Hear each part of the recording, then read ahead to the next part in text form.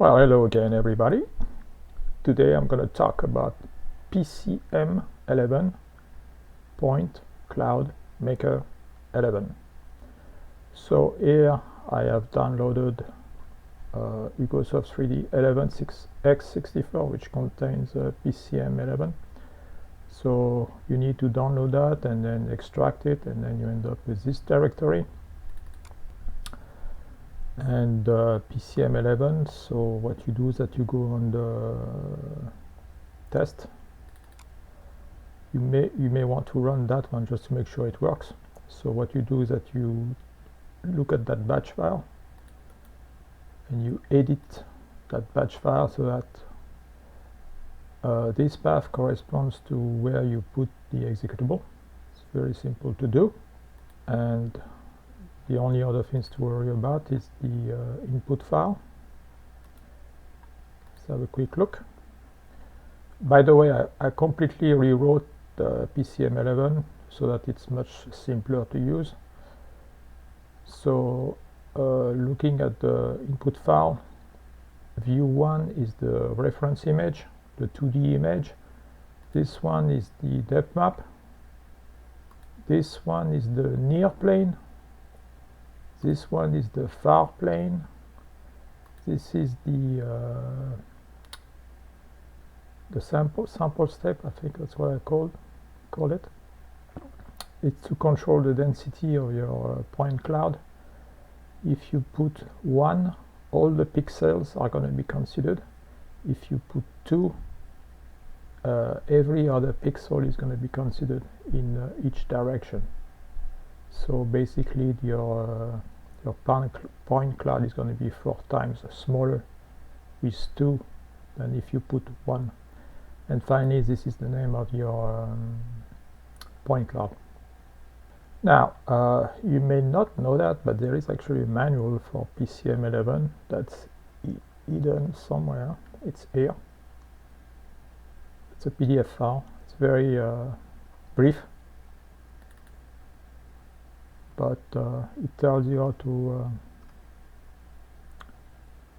it tells you about the input file, and it tells you how to the basic of installing of extracting the tar file. I mean, it's not much to it, but it's better than nothing, I guess. Yeah, the near plane and far plane, it's basically I recommend using 5 for the near plane and 20 for the far plane. All it does is set the scene in 3D.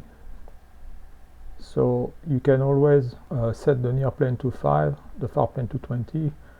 You compute the point cloud, and if the scene looks too compact, not enough stretching, you can increase that one, the far plane, to 30, 40, 50, whatever you want. Or if you want, you can keep the 20 fixed and reduce the near plane to I don't know, to 2 or 1. All it does is stretch the scene.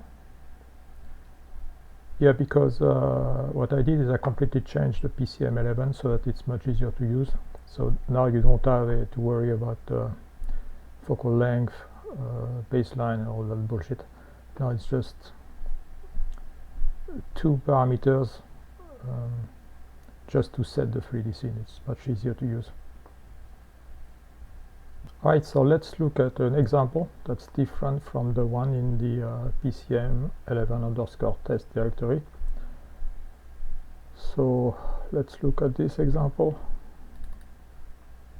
That's that Winslow Homer thing that I used before. So that's the reference image, and this is the depth map that we're going to use. So if you look here, you have the input file here, and here I have the batch file. So the input, let's look at it. So content image.png, that's my reference image. Down step is the depth map, near plane, far plane, sample steps, and the name of the point cloud. So let's run that sucker. So you just should double click on this one and it should run, hopefully. Yes, it does run. So now we're going to use Cloud Compare to view the scene.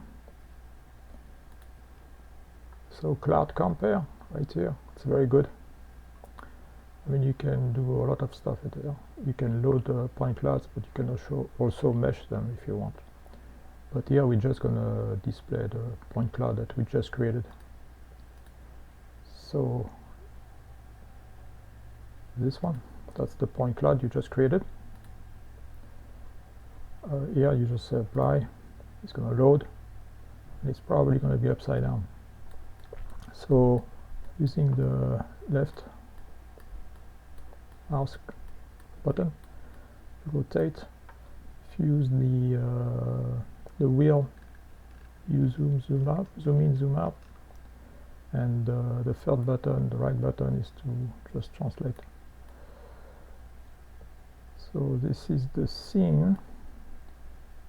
Now we're going to look at the effect of changing the near plane or far plane. I think I'm just going to change the far plane, because changing the near plane is going to give you the exact same thing.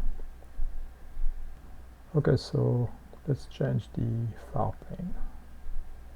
Input file is here, and instead of 20 I'm going to use 40, and it should stretch the scene. So let's rerun.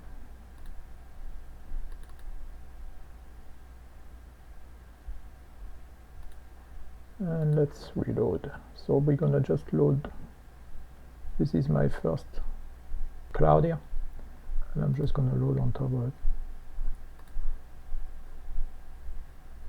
Okay, this one. Apply. Okay, so this is my original one, and this is the new one, and you're gonna see that it's stretched. So if I remove the first one, it's just stretched. So that's how you control the stretching of the scene, so you can make it more compact or more stretched, whatever you want.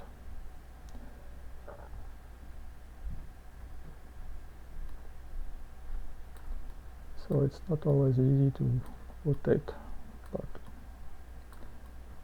there we are.